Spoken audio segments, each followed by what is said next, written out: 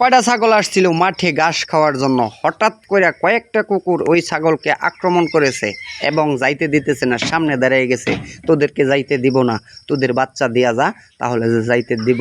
ছাগল নিরুপায় হইয়া তখন কি করবে, মা আস্তে আস্তে বাচ্চা দুইটা নিয়ে যাইতেছে।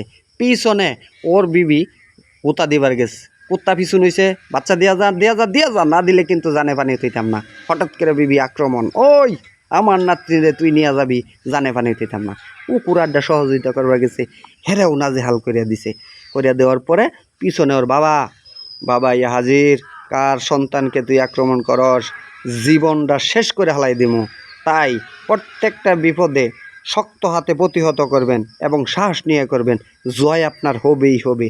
যেমন এই ছাগলের হয়েছে, দেখেন একটা কুত্তা আগে যাওয়ার সাহস পাইতেছে না, একটাও না। তাই সবাই মিলে একবারে প্রতিহত করছে। মাঝখানে দুই দিকে দুই কুত্তা, মাঝখানে ছাগল, এরপরে ওরা পরাজয় মান্না কুত্তা শুইয়া পড়ছে।